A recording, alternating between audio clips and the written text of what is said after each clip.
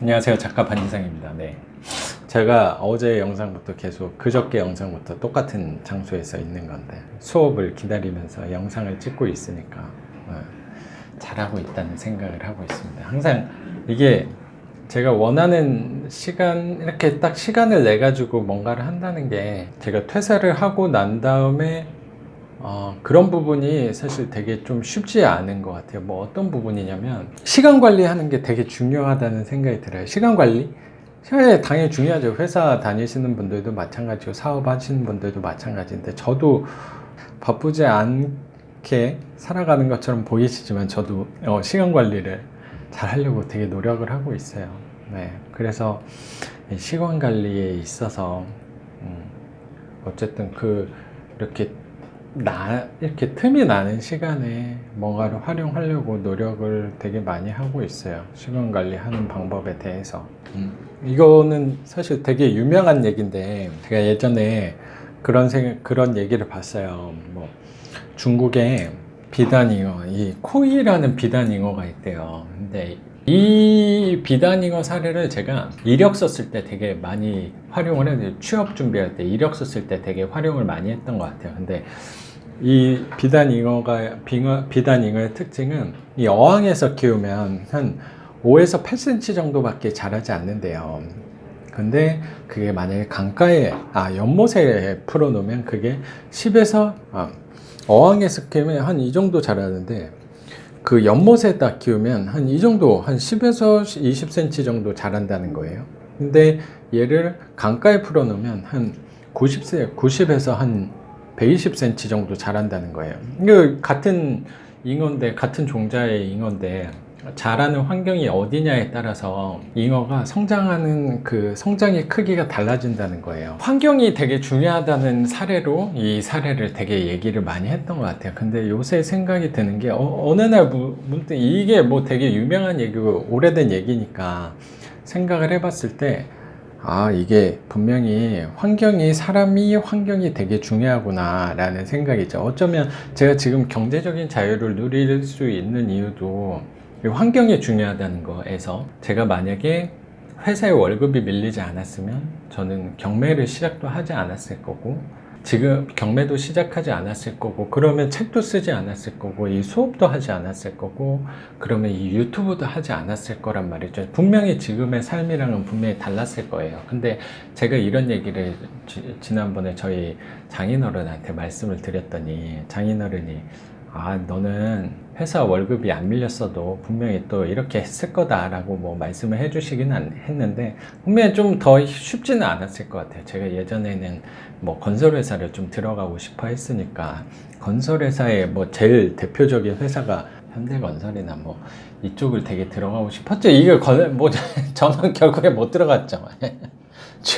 취업에는 실패한 사람이니까. 근데 그 건설 쪽 관련돼서 공부하시는 분들은 당연히 그쪽을 많이 들어가고 싶어 하실 거예요. 근데 저는 뭐 결국에 들어가지 않았는데, 근데 하나 확실히 생각이 드는 건 뭐냐면, 제가 그런 큰 회사에서 일을 했었다면, 당연히 그 회사는 저는 어차피 다 똑같다고 생각을 하거든요. 제가 뭐 규모가 크든 작든 어차피 누구 밑에 고용돼 있어서 내가 생활하고 생각하는 거, 어쨌든 그런 조직에 들어가면 저는 분명히 생각은 제약받고, 생각과 행동은 제약받는다고 생각을 하거든요. 그러면 저 같은 사람은 분명히 못 버텼을 수도 있다고 생각해요. 굳이 저는 핑계를, 회사에 월급이 안 나왔으니까 나는 정당한 명분이 하나 생겼잖아요. 그래서 누구보다 떳떳하게 저는 경매를 하고 있다고 당당하게 말할 수 있었던 것 같아요. 근데 더 좋은 회사를 다녔다면 저는 조금 뛰쳐나오기는 조금 더 쉽지 않았을 것 같아요. 거기 뭐 돈도 많이 주고 그런 복지도 되게 좋고 했을 거니까.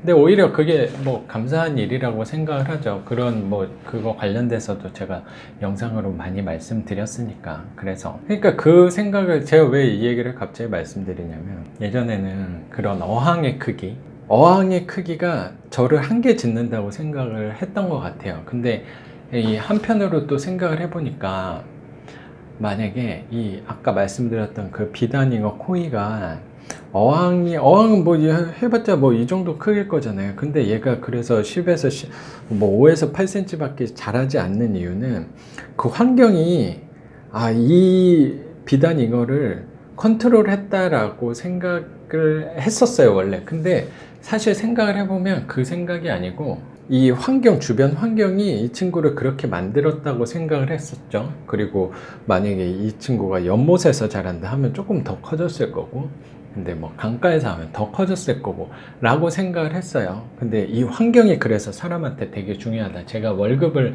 안 받았으니까 내가 그런 환경에 있지 않았으면 조금 달라졌을 거다라고 생각을 했을 것 같아요. 근데 저는 그 아버님이 저한테 말씀하신 것처럼 너는 뭐 좋은 건설회사를 갔었어도 똑같이 뛰쳐나왔을 것 같다라고 말씀하신 게 저는 무슨 느낌이었냐면, 사실 회사는 어차피 저는 다 똑같다고 생각하는 이유가 어쨌든 나를 구속할 수밖에 없는 집단이잖아요. 제가 회사를 비하하고 그런 게 아니고, 저는 회사를 굉장히 회사가 회사가 있었기 때문에 지금의 저도 있는 거니까.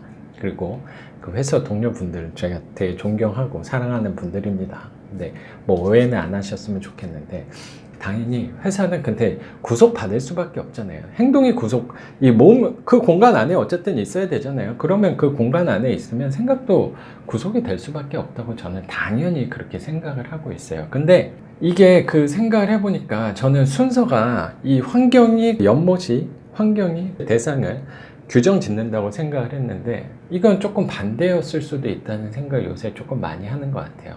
뭐냐면 그 잉어가 나는 요 환경 때문에 나는 작은 물에서 사는 잉어라고 물고기인가 보다라고 생각을 하는 게 아니고, 반대로 이 잉어는 요만한 어항에서는 그 이상을, 만약에 이게 10cm 이상을 만약에 크면은 어항이 한 30cm 짜리인데 여기서 얘가 40cm로 막 1m 이상으로 커지면 어떻게 되겠어요?